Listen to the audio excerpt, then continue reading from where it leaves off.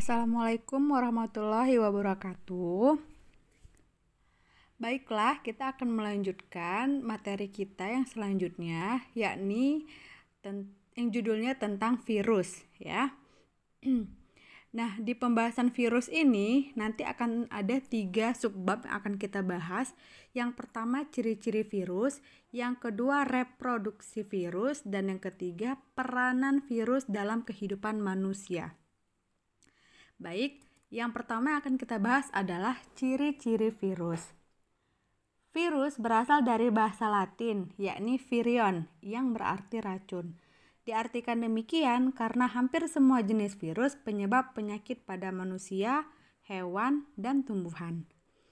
Virus pertama kali ditemukan oleh seorang ilmuwan asal Rusia yang bernama Ivanovsky pada tahun 1892 dan ilmuwan asal Belanda yang bernama Bingering pada tahun 1899.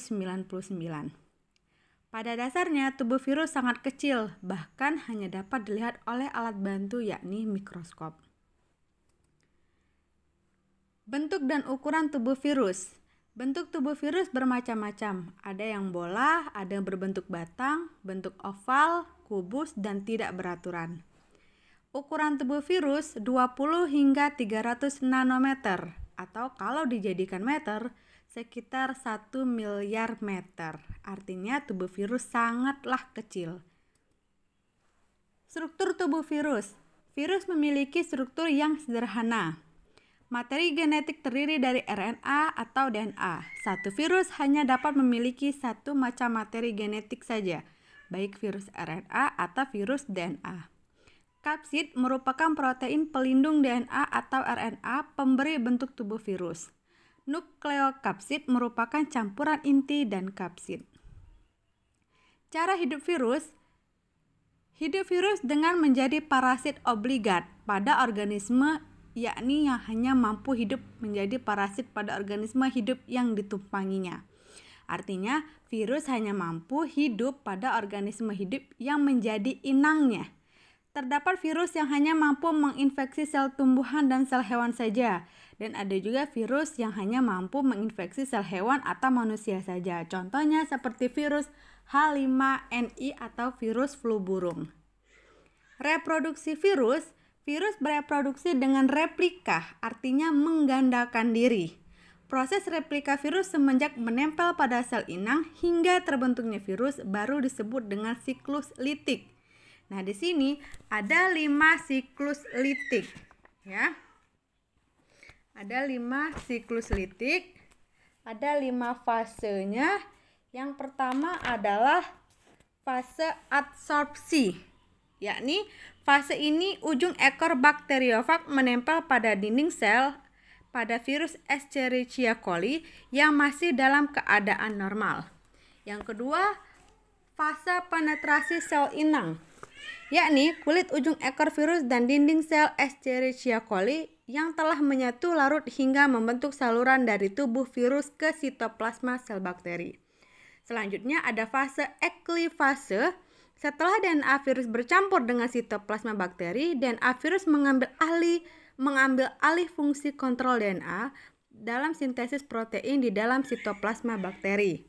Selanjutnya, pada fase pembentukan virus baru, setelah terbentuk DNA dan protein dinding tubuh virus melalui proses yang kompleks, selanjutnya dibentuk menjadi virus baru.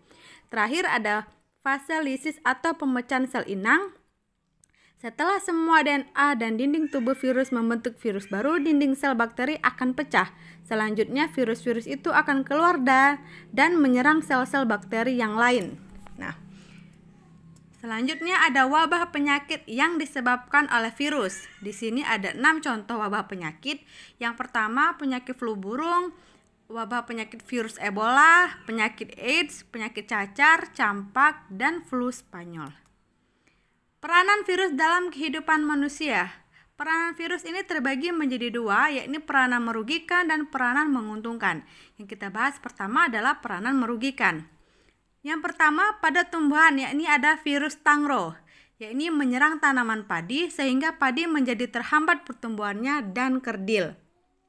Selanjutnya, pada hewan contohnya adalah virus rabies, menyerang sistem saraf pada anjing, kucing, dan kera, dan dapat menularkannya pada manusia melalui gigitan hewan tersebut.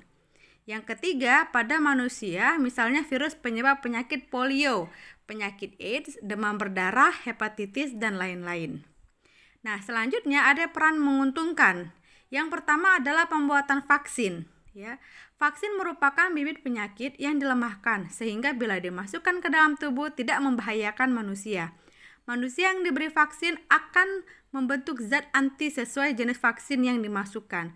Secara alamiah, manusia sebenarnya dapat membuat zat antivirus di dalam tubuhnya yang disebut interferon.